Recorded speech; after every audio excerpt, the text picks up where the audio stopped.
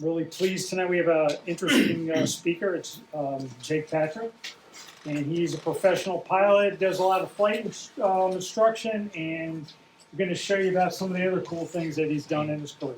So, Jake? Cool. Oh, Thanks, Bob. Thank you. Good evening, everybody. Jake Patrick. Been very fortunate to do a lot of things in my career so far. Went to the University of Florida down in Gainesville. Started flying while I was in college. Got my ratings. Flew civilian. Was very fortunate to get into the Navy. Flew F-18s in the Navy for a little bit. And then after I got out of the military, did a bunch of different things to include owning a couple flight schools, commercial air tours, corporate charter, ag, and then eventually it led me to aerial firefighting. The aircraft that I flew is this, called the Air Tractor 802 or Fireboss. So it's a modified air tractor that's been equipped with certain equipment to be able to do what's called scooping. So go into the water and then scoop water and then bring it to a fire and drop it in wildland fires. So I have a couple slides in here just to talk about what that is, and then I have some questions at the end. So first thing, just kind of overview of the community itself, lots of aircraft. So we've got fixed wing and rotor aircraft. I'll start from the left side at the very top. It's called a very large air tanker. It's a DC-10. They have about 4 or 5 of those in the country. They did have a 747 for a little bit, but it's no longer in use. Another common, what's called large air tanker, would be right here in the middle, is an RJ-85. It's a modified version of the BAE 146. A lot of the firefighting aircraft are modified from civilian use, either commercial or agriculture operations, into the firefighting. To include the Dash 8 Q400, that's a new addition to the community. I think there's two operating now. They're very efficient, they're fast, and they can carry a decent amount of retardant. Up in the top center, up here, it's one of the very few purpose-built aerial firefighting aircraft. It's the Canadair CL-415. Well, it starts with the 215, which was radio equipped, and now the 215Ts and 415s are turboprop aircraft. They have doors underneath, and they are the primary scooping, multi-engine scooper aircraft. Now, what I fly is the one in the middle. That's that air tractor. It's a single-engine air tanker, so they call it single-engine air tanker or seat. However, we are scoopers, so we'll operate off of runways, go out to a fire, and I'll show how that works in a little bit, and then we get established into what's called a circuit, and we scoop along with the multi-engine scoopers. Both the multi-engine and the single-engine scoopers operate in multiples. That's what it makes it beneficial. And we primarily carry water versus the other retardant carrying aircraft, which is like a phosphorus type of material or phosphate.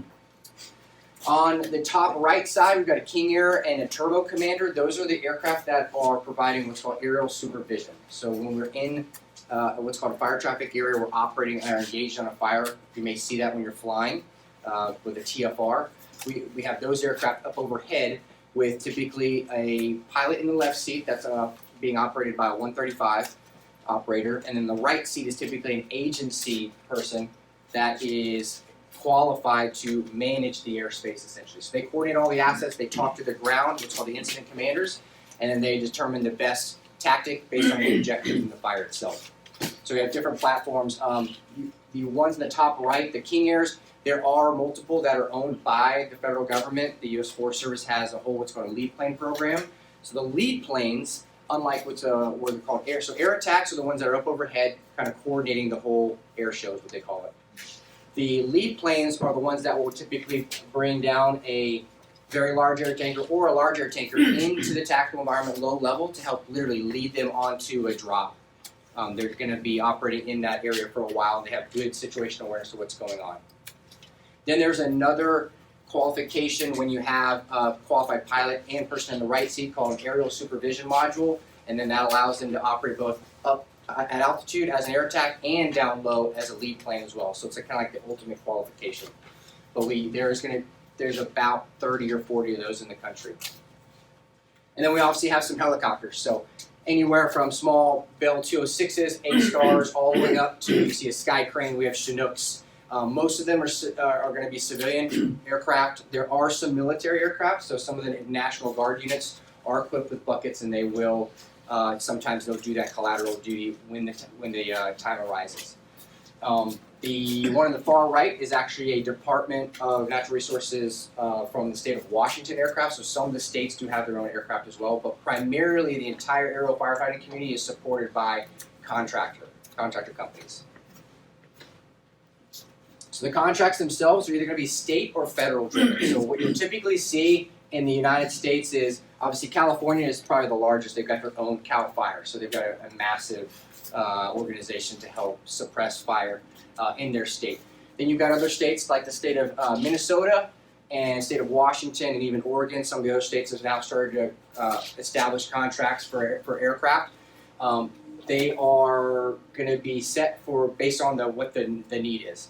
The main federal contractors are going to be the Department of the Interior, so the Bureau of Land Management, the Bureau of Indian Affairs, and then on the Department of Ag side, the U.S. Forest Service. So they're responsible for the management of their land, which is obviously a very large square acreage throughout the country.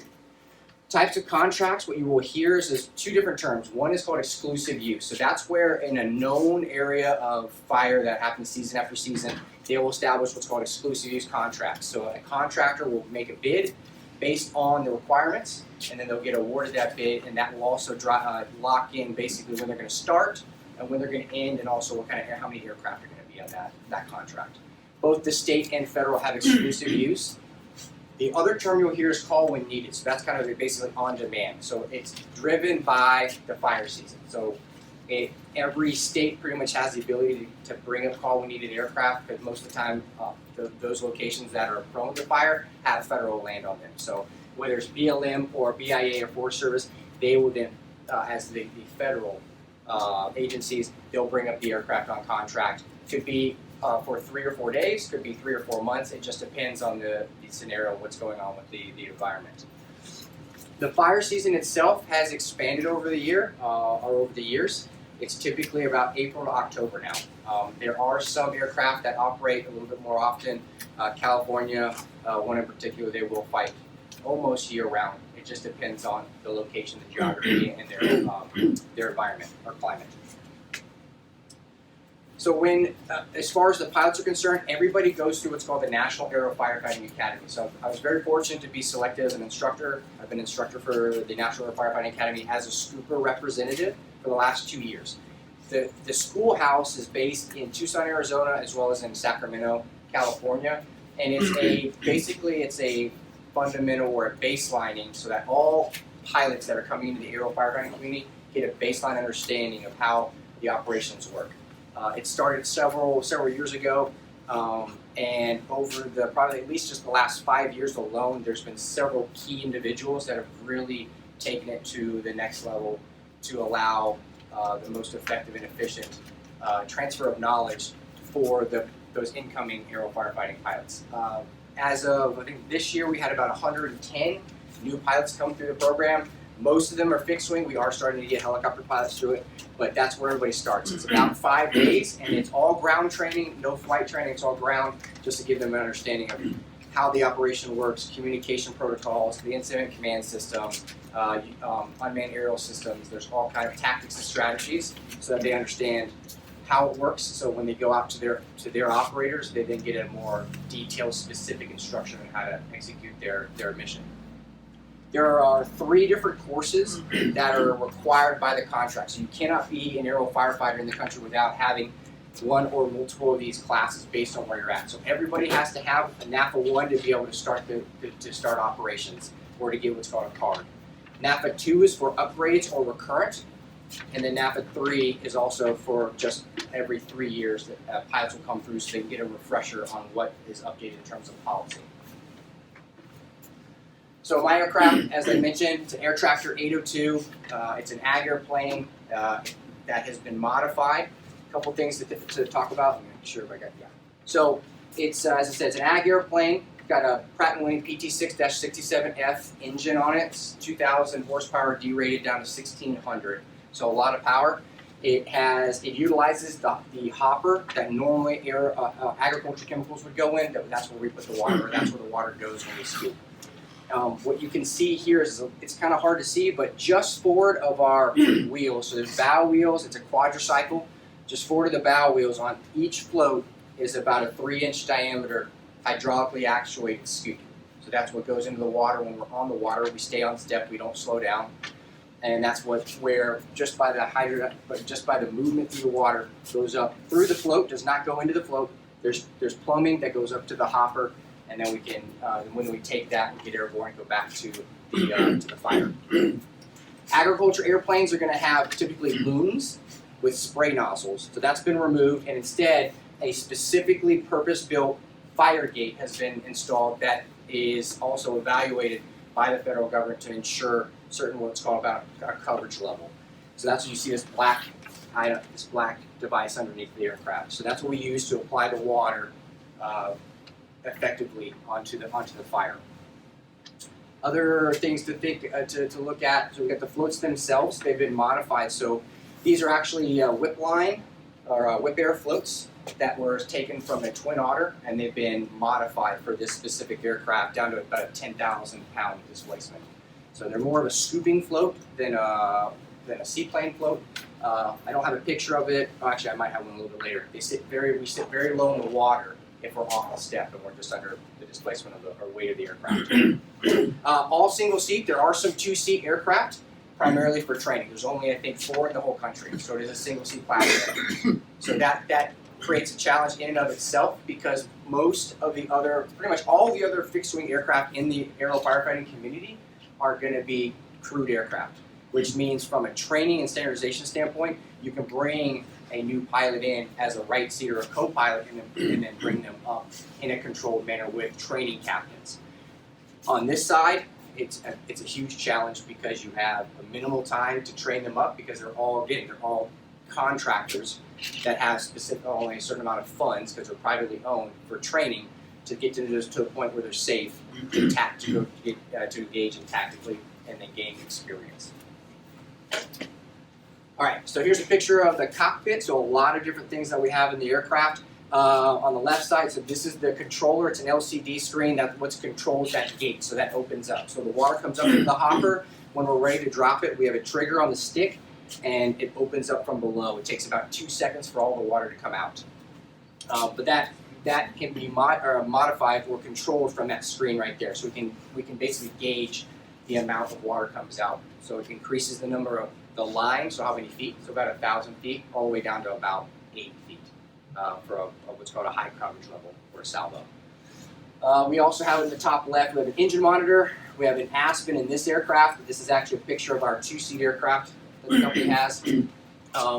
So many of the aircraft have updated electronic flight information systems. On the right side up over here is an iPad. There's been evolutions of this, but we have FLIRs or Max Viz enhanced vision systems that provide the FLIR to be able to see in smoking conditions the hot spots for the fire. That's what is projecting that information in this aircraft. You'll see another slide. I have some other tactical systems to include a heads-up display where that information is displayed. Right side is all avionics, which is not ideal for us because this is a stick and throttle airplane. So for us to manipulate our avionics, which does happen, we don't have HOTAS like I did in the military. You have to actually cross your hands. So not a lot of forethought on that in terms of the avionics, but they are all in one spot. We have a combination of VHF radios, which everybody has here pretty much, and they operate civilian, as well as FM radios. And the FM radios are designed for us to communicate with the ground wildland firefighters. Let's see, our switches are in the center. We got the stick itself. Over here is our throttle quadrant, and then we have an emergency dump system to be able to release the water from the aircraft in the event of emergency, or a gate failure essentially.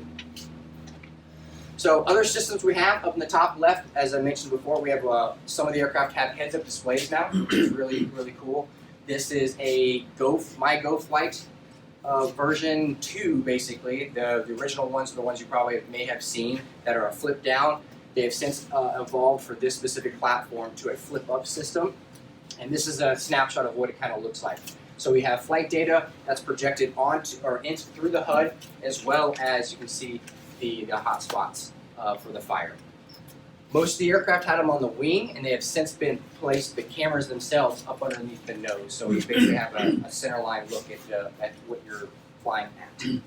This is the gate itself. So you've got doors on either side that open up. So this spine is kind of down the longitudinal axis of the aircraft. So they'll open up, it's hydraulically actuated. There's two main gate manufacturers. One is the Trotter or FRDS system, or FRDS. That's hydraulic for the older systems and now electromechanical. And this is the Hydromax system that's from Arkansas. And that is the primary gate system on most of the Fireboss or the Scooper aircraft. Top right is a picture of the FM radio display. That is a NAT radio. There's two different types of radios. One's Technosonic, one's NAT.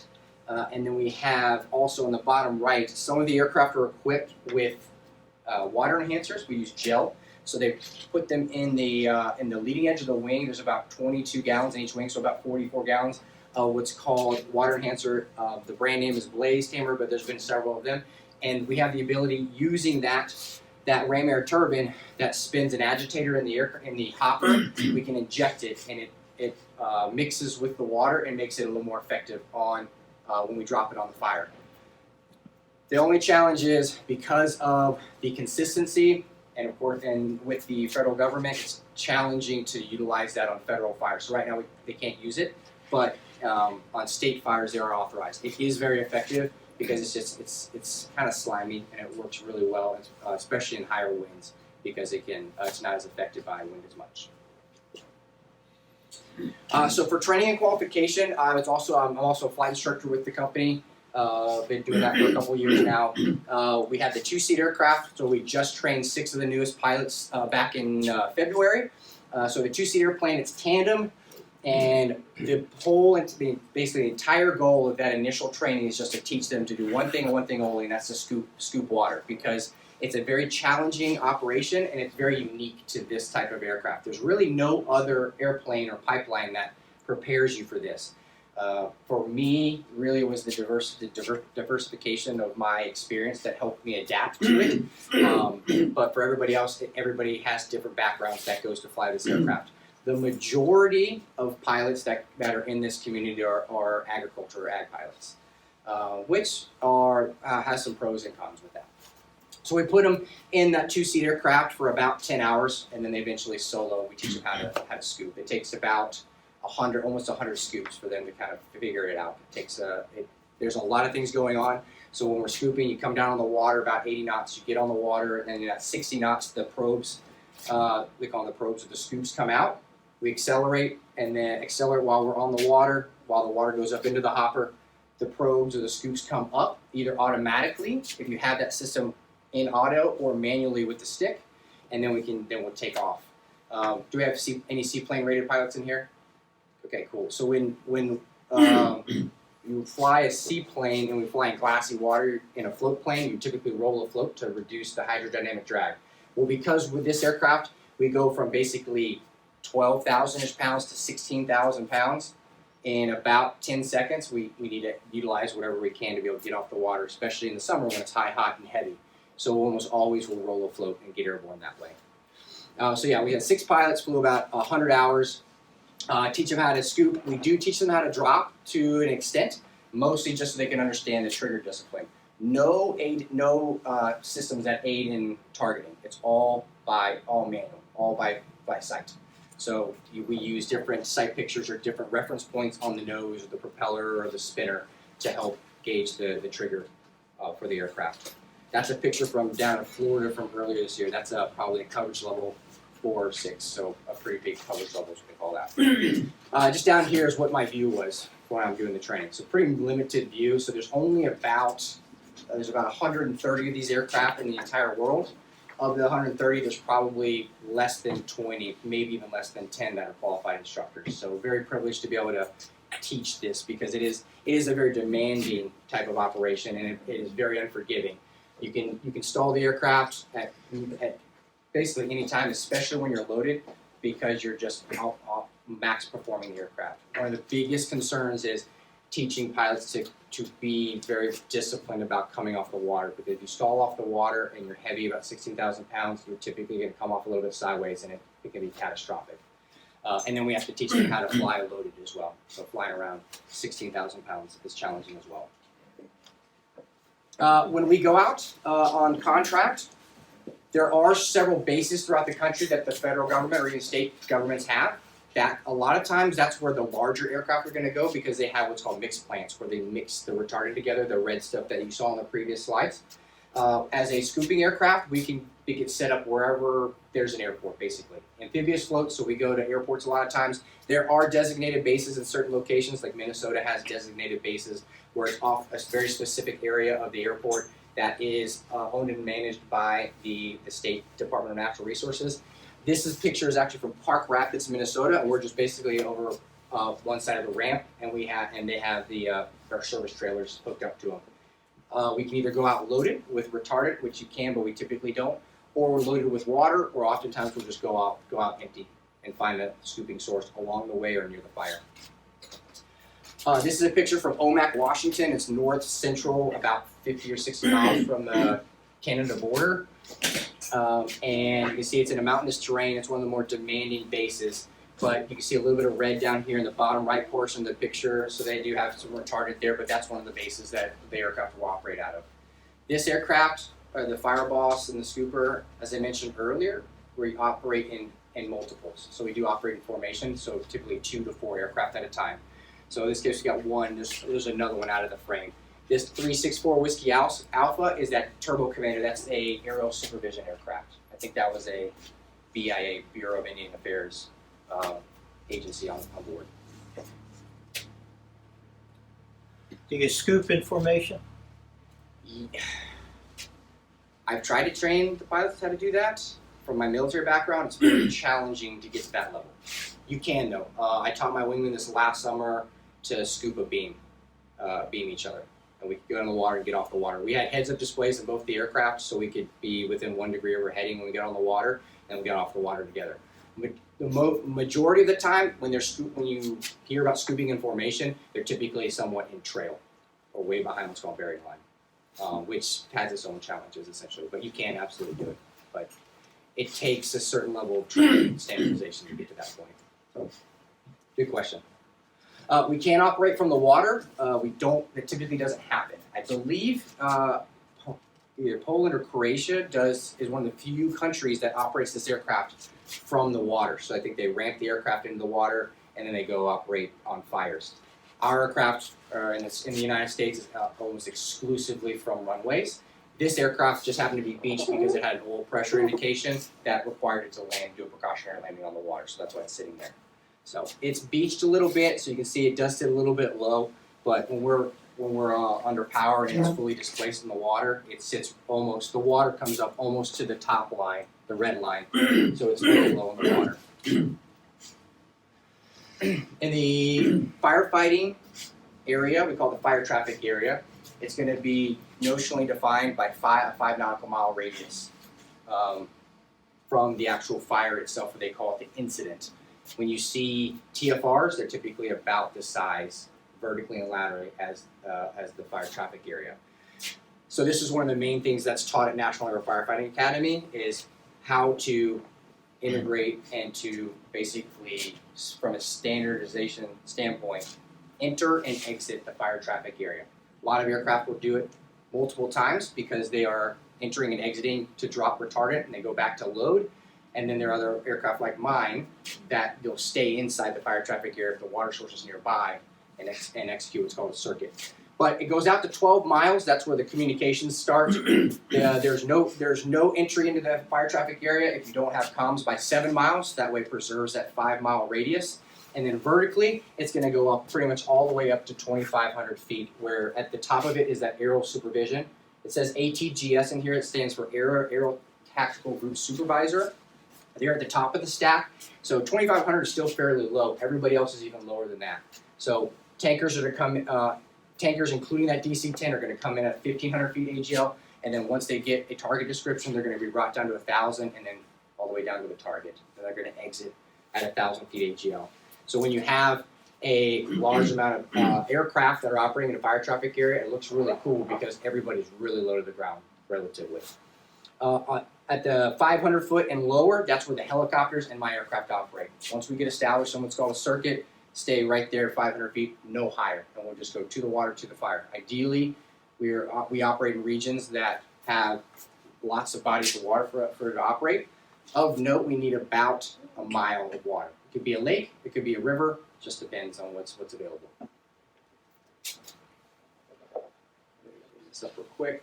So when we're on a fire, just go over some basic, what's called fire anatomy. Say a notional fire here, down at the bottom, the origin's called the heel. On either side is called the flanks. Then you've got shoulders up on top, and then the heads at the very top of the fire. Wind would be coming down from the bottom here, up in that direction, moving the fire from top to bottom. Then you've got other different types of parts like pockets, an island, spot fires off to the side. A finger is kind of one side that's kind of going off in one direction.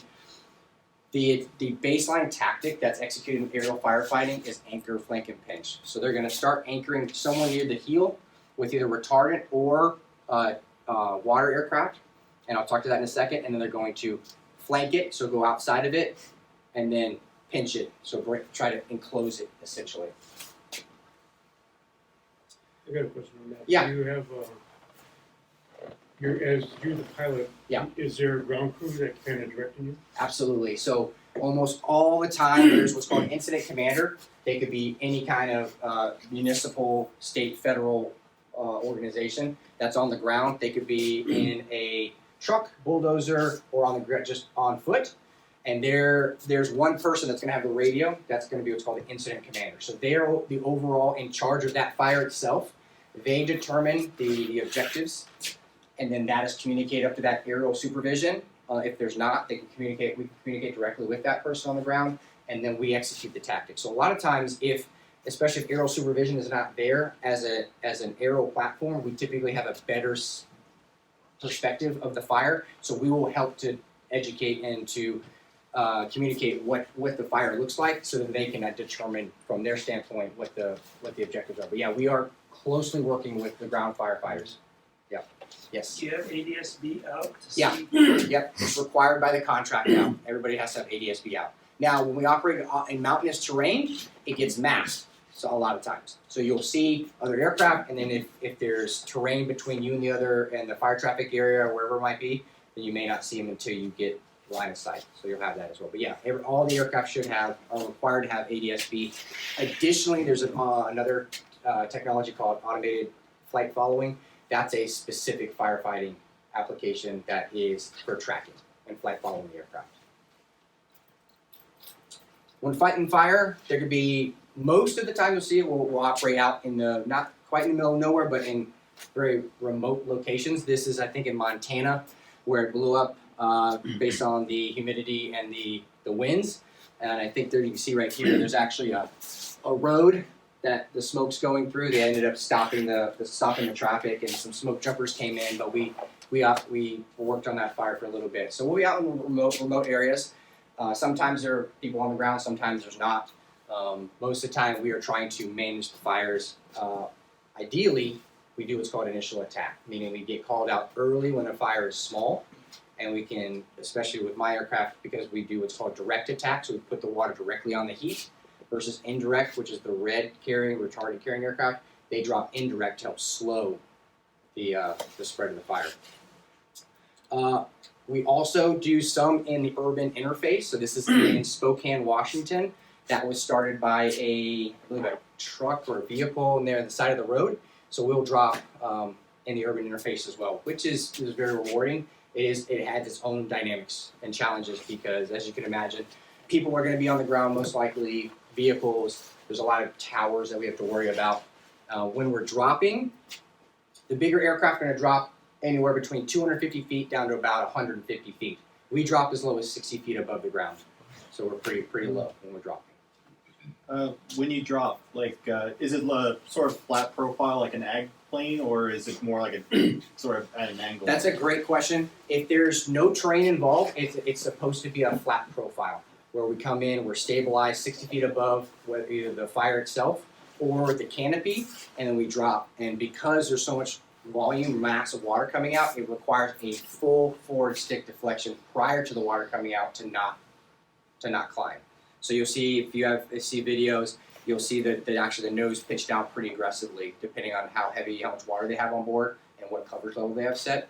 to make that drop. Now, if there's terrain involved, then we will drop parallel to the terrain, which requires a downhill drop.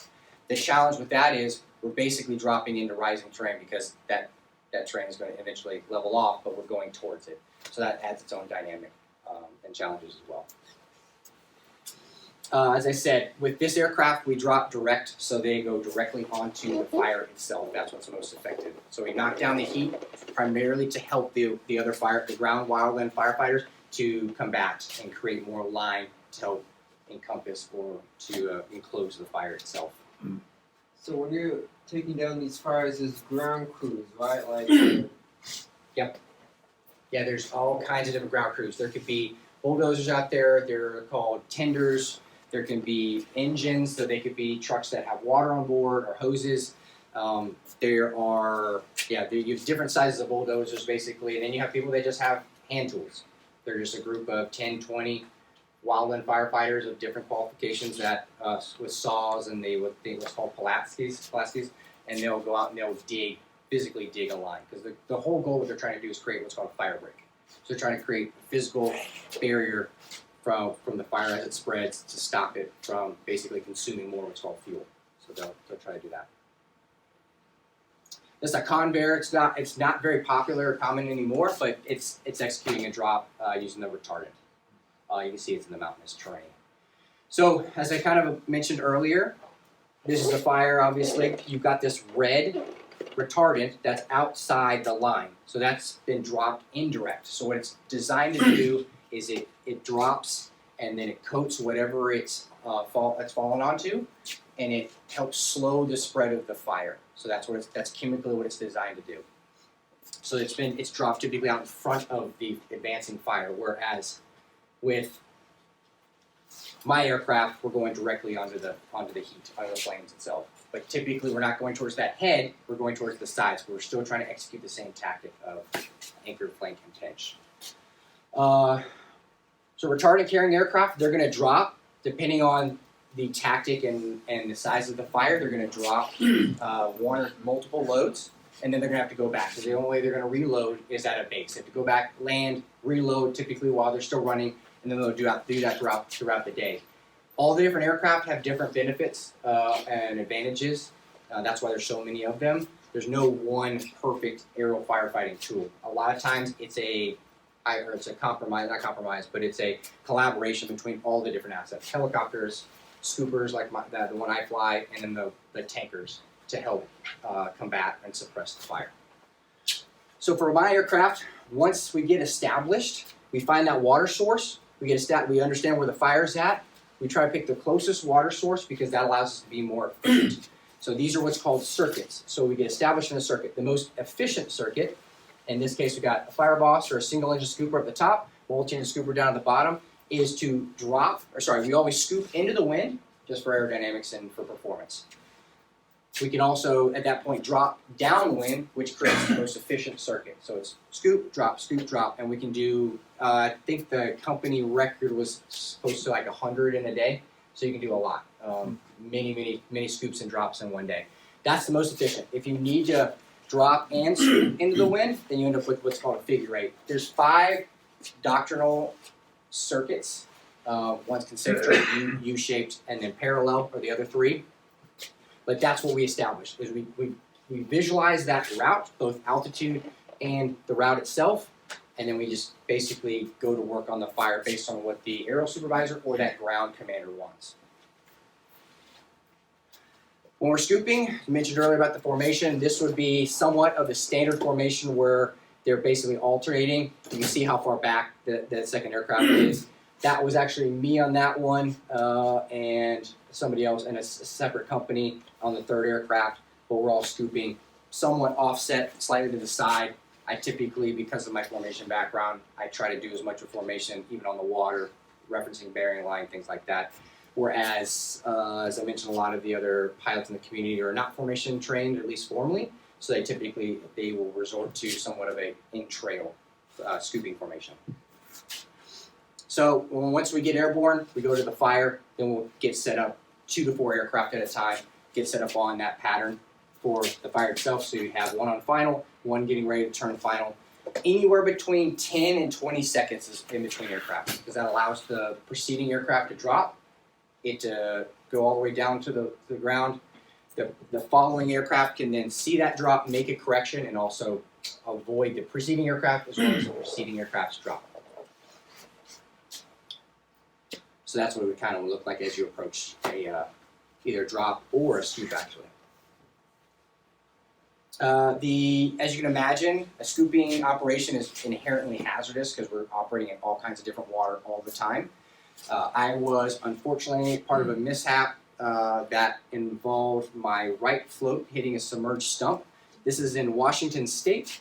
It's a lake called Bumping Lake of all places, and it was lower water level. We were scooping this direction. You can see all the terrain around it. So we'd scoop this direction based on the wind, make a left turn, and then go back out. I had been there before in previous weeks actually, but the water level had gone down significantly. And then I came there, had a maintenance issue, went back, got the maintenance issue fixed, and came back out at the very end of the day. Meanwhile, 5 other aircraft had been working on that for several hours. Joined the circuit. There was not a very good arrival brief, and that's a little bit on me. I should have been more directive of, hey, what's going on, meaning what are the hazards with this scoop site, because we have to treat a scoop site like it's a threat every single time because of exactly what happened to me. So I joined the circuit. The first scoop was uneventful. Came back around the next scoop. I was the 5th aircraft in a line of 7. I got on the water. A couple seconds after starting to take on water, I felt a bump. Basically, it felt like if you were to sidestep a speed bump and go over it like 30 to 40 miles an hour. I didn't yaw at all, just kind of came up. I remember my shoulder coming up a little bit. I recognized pretty quickly that I probably hit something. So I jettisoned or got rid of whatever water I had on board, got airborne, and then I joined up with the wingman to get a damage check. So that's another challenge, is with the community that isn't formally trained with formation, that was a challenge because that other pilot didn't quite understand how to execute a damage check.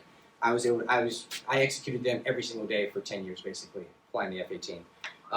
It takes a lot of practice and discipline to do that, and as a result of that other pilot not knowing how to do that, it almost caused me to have a catastrophic mishap because he wasn't getting close enough to me to see the damage and was trying to change my thought process of like maybe I didn't actually hit something. We went all the way around to the fire, which we shouldn't have done, but we came back around. I was just getting ready to go scoop again because he told me, nope, I don't see anything, you're good, you're good. And then finally he said, nope, you actually have something wrong with your right float, which I responded with, yes, I know, I just want to know what's wrong with it. And then came back, landed uneventfully. That's what it looked like. So you can imagine, it's like a can opener, you can imagine what could have happened if I went back down in the water. So very hazardous environment. I worked really hard the last 5 years to try to get the standardization up on how to fly this aircraft tactically in formation, because this is the kind of stuff that can get much, much worse if you don't have proper training and standardization. I was very lucky that that's all that happened. It did not, you can see my wheels are fine, but it could have taken out one or both of my main wheels on that side, and a lot of other things. But yeah, it was completely punctured all the way down to pretty much the entire length of the float on the outboard side of the right float's keel. And the stump did this. A stump, submerged stump. Wow. Yeah, so that water, that lake had been forested because the water levels changed significantly over the years, and they were apparently, from what I had heard, they had there was a stump removal plan in place. They stopped it at some point, so there's still a couple stumps in that body of water, and I just happened to hit, I don't know a picture of it, but it was basically the only stump within about a 100-yard, 200-yard radius. So if I would have touched down, probably another 500 feet longer would have been fine. If I would have moved left or right, probably 5 feet, I would not have hit anything. So, which is probably what happened on the first one. But when you get down on the water, even though you're trying to touch down based on the preceding aircraft, it's hard to see that touchdown point, especially when you get into the flare. So I thought I was in a protected area, meaning I was touching down no earlier than the preceding aircraft, and in fact I wasn't, and that was part of the debrief that we had, which was we should have done a better arrival brief of, hey, touchdown using this reference point off of the shore, no closer than that. So It is fun. We get to do some really neat things. This was Washington State as well, what's called, I think, Medical Lake. And most of those locations are pretty used to us operating. So you can see they're just fishing. There's a decent amount of parallax here, so the aircraft is not that close. But I remember that wasn't me, but I was, I think, behind him. I was in that flight. And so the boat was out there, but we get used to it.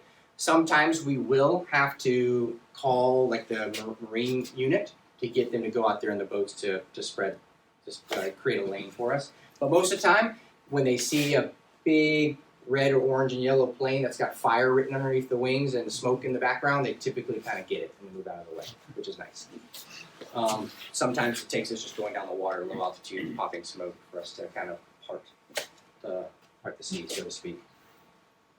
This is up in Idaho, again, remote, up in the mountains.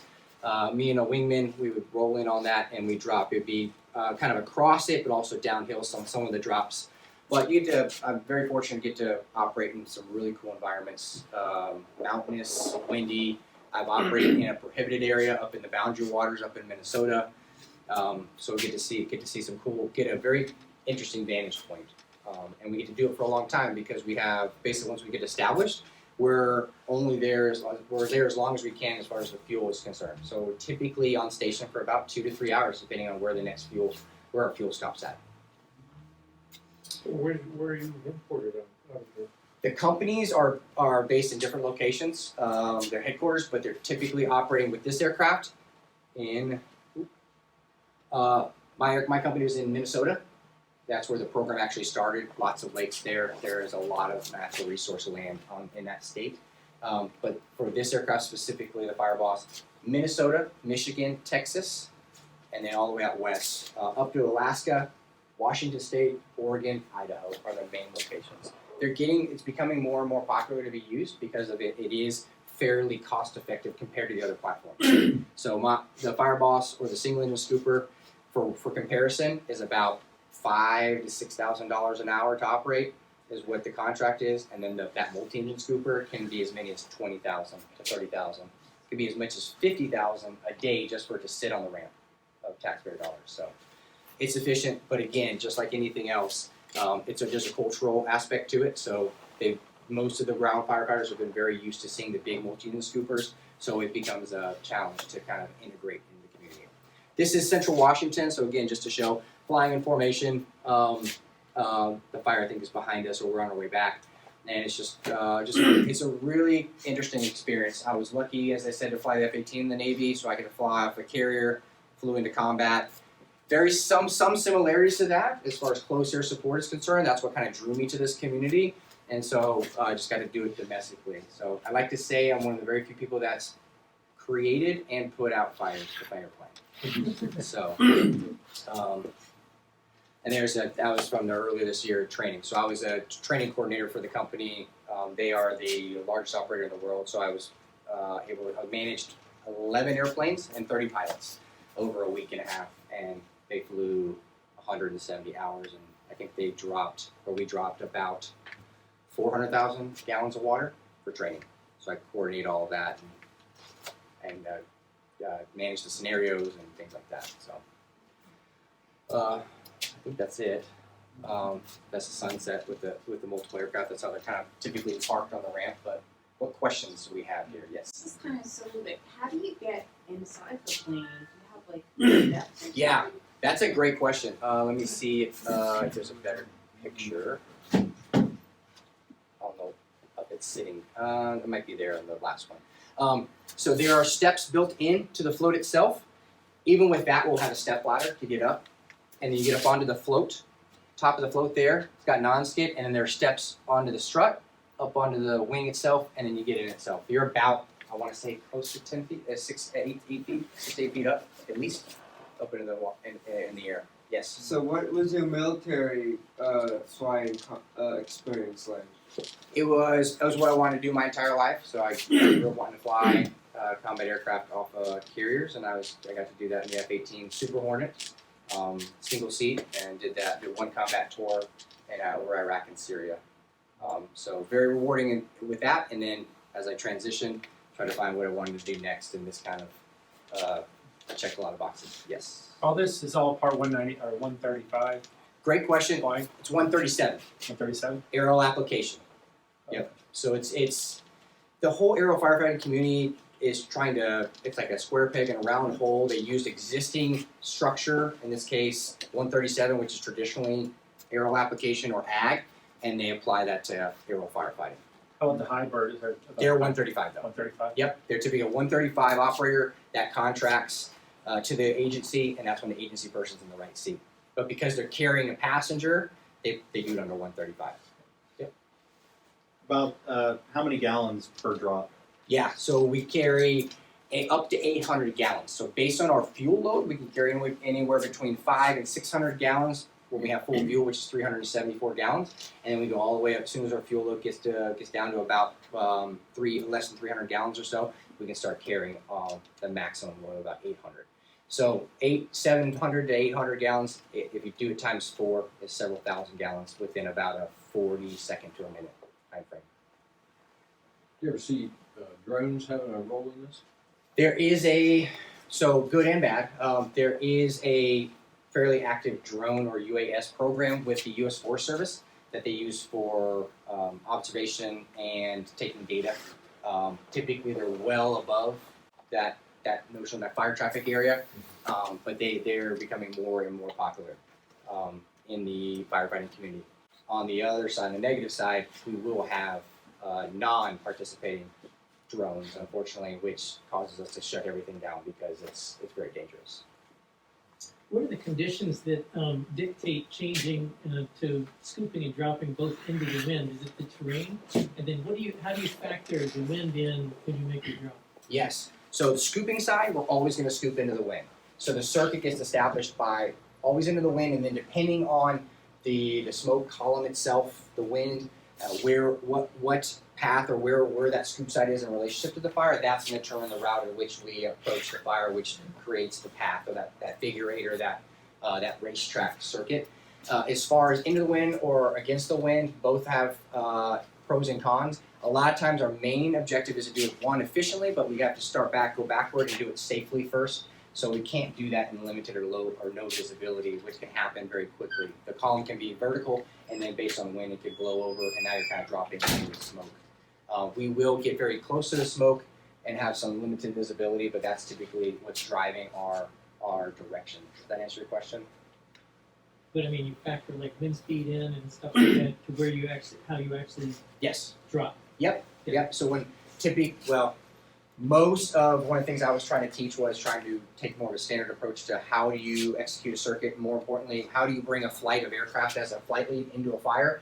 And one of those items was to brief to everybody understands this is going to be a downwind drop. This is going to be a crosswind drop. So keep that in mind as you set up your final run, because you're going to have to adjust your aircraft left or right or the trigger earlier or later because of that. Thank you. Always trying to drop typically about 60 feet. Any higher than that, typically 60 to 100, the higher you go, the more the water's going to be affected by the wind. Are you feeling any sort of like updrafts from the fire? Like if you're flying right over it, Yeah. you get in the heat, Yeah. updraft? Absolutely. So that's why we try not to fly directly over the fire or the column itself. If it's really bad, they create what's called tornadoes, basically. Extremely turbulent air. There have been, and there's also because of just basically how the fire anatomy works, they're consuming all the oxygen. So if you go through a certain type of a fire, we actually had it with one of our MAFs, which is the Air National Guard C-130s. They lost engines because they went through a column and it killed some of the engines. But yeah, we have a lot of turbulence. We try to mitigate that by changing our direction of where we're dropping, going to a different location, so that we're not going through the smoke. Because then we lose visibility not only just of the target itself, but we'll lose visibility or go blind on the wing, which creates a lot of hazards, especially when you can imagine there's 4 airplanes coming through and then a helicopter coming behind that. Yes? My question relates to that. Compressor stalls. Yeah. Are they a problem in real hot areas? I personally have not experienced compressor stalls, maybe some of the other pilots, but as a community in general with my aircraft with the PT-67F, we haven't had too many of them as of late. Most of the companies do a good job of managing the health of the engines, doing compressor washes to make sure that they're healthy. It has happened in the past, but not for my platform that I've seen. But it is something that can happen, especially in a smoky environment. Yep.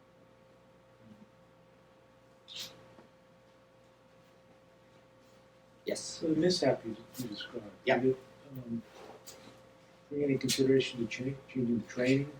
And if so, can we briefly talk about damage assessments and what those skills are? Yeah. So yes. As far as training is concerned, I worked really hard. I was one of the actually there's only one of the former military pilots in the entire company. So I worked really hard to try to change the culture a little bit because it was very much we just kind of always, it works because of the individual talent of each pilot instead of the collective standardization of a group. I came from a military background, so we're always as strong as our weakest wingmen. We try to bring them up to a certain level based on training and standardization. Unfortunately, there wasn't honestly a lot of training. There wasn't any really change in protocol. There was discussions about it, but as you can imagine, a discussion only happens once and then it kind of goes away. Unless it's written down in a standard operating procedure and it's trained to us, not just to the senior pilots, but the junior pilots, it really doesn't create any change. I tried to create what's called standard integrity checks. So going out or coming back from the fire, we practice a damage check so you have the skill if the time ever arises to be able to check a wingman out. That was not very well received just because of the concept of it, we kind of make it work. So there was a lot of friction between me and the culture because of that. So yeah, unfortunately, there's not a lot of change that happens. In that kind of a community, unfortunately, the thing that brings the most change are going to be accidents instead of proactiveness, unfortunately. So speaking of accidents, do you ever, is there like an emergency team or like an emergency crew there at all times in case one happens? That's a good question. They typically, if there's an accident, which I was, so I've been a part of 3 in the firefighting community. One was my wingman had a control surface depart. They're not sure why, but I went out and did a damage check on that aircraft. This was another one. The third one, kind of to your point, was an aircraft that got into rough water and actually ripped the floats off. The plane sank. Pilot survived, got out fine.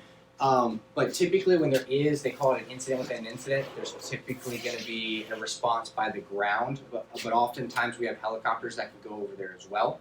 But in terms of like actual assets, no, we don't.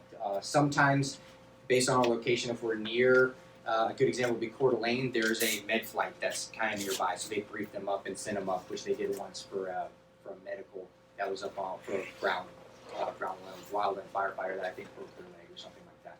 But for the aircraft, it becomes a training and standardization of if if there's a mishap, that wingman typically is going to assume what's called the on-scene commander role. And so you have to be able to take charge and execute certain steps to be able to make sure everybody else is safe, make sure that person's okay, the aircraft's okay, and then the property that it's on.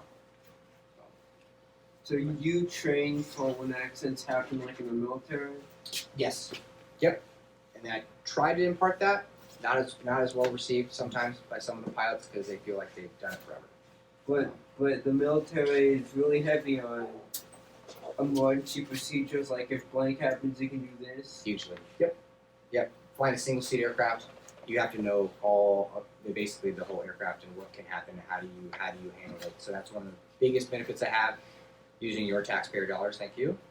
To be able to get that, in my opinion, probably the highest level of training that you can receive.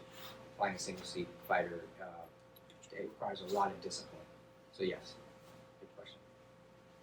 Yes. So, fighting in combat has to be an adrenaline rush. Yep. Yep. I don't know if you'd call that fun or exciting, but how would you compare that experience to this? I get that question a decent amount. It's hard to compare because on one of them, being over Iraq and Syria, you're in an environment where people's lives are at risk. You're taking people's lives with ordnance, obviously. And I'm over a fairly hostile environment, so there's a lot of things at stake. Not to mention the fact that I got to go back and work on the carrier. So extremely rewarding. There are some parallels, as I mentioned before, in terms of like close air support with this. I'd say both are extremely rewarding and fun, but they have their own challenges. If I had to pick one or the other, I'd say that my military time was probably the most rewarding and most fun, just because it took me so long to get there. The firefighting community is awesome.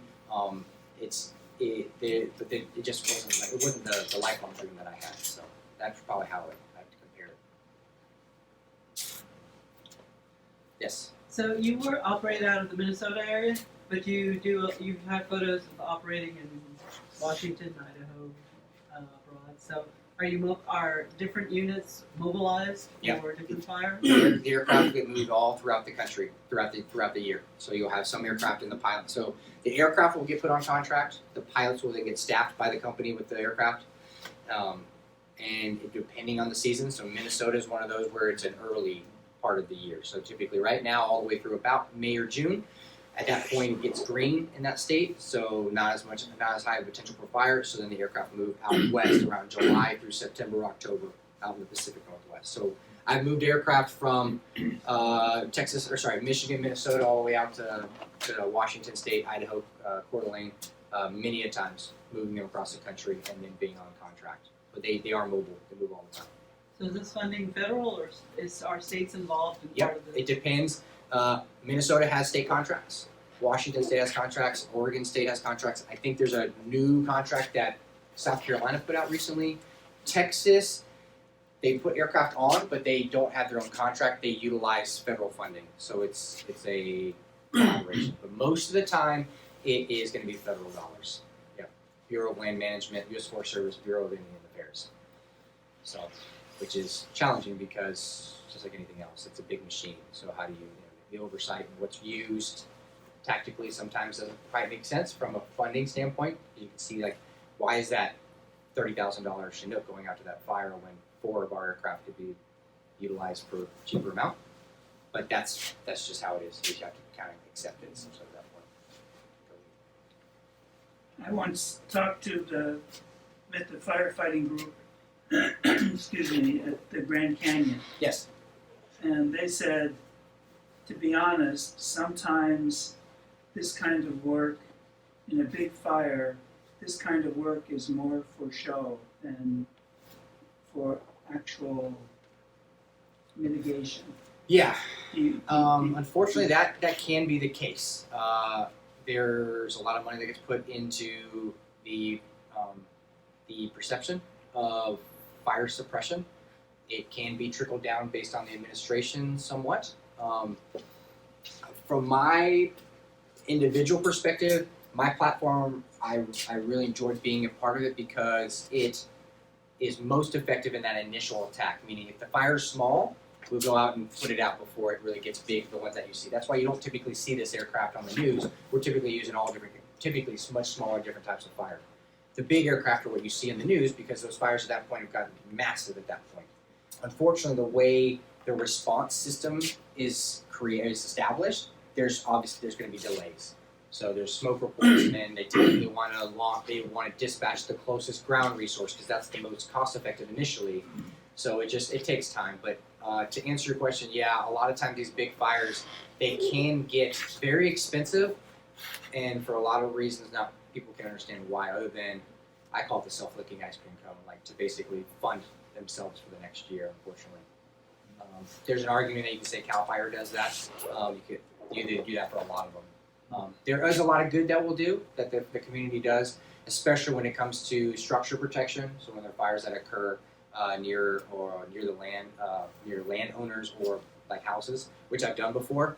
A little different though than what I did in combat because there are like people on the ground versus typically when we're fighting fire.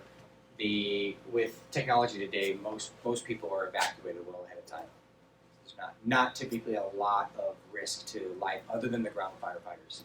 So the Yarnell fire, which some of you may have watched, Only the Brave, that was the worst. that's happened in somewhat recent history in Arizona, about 19 firefighters.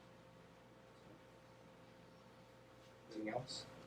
Do you believe that like the system of dispatch and just the overall performance would help with like more military people with prior military experience during the aerial firefighters? Good question. I'm biased, so I would say yes. There's a certain level of. It's very fortunate that I got to be exposed to a certain level of discipline, organization, structure. The military is like efficient and it's expansive and it covers everything. Yeah. And they've been doing it for a long time. They've had to learn the hard way. So. Anything else? Thank you, Jake.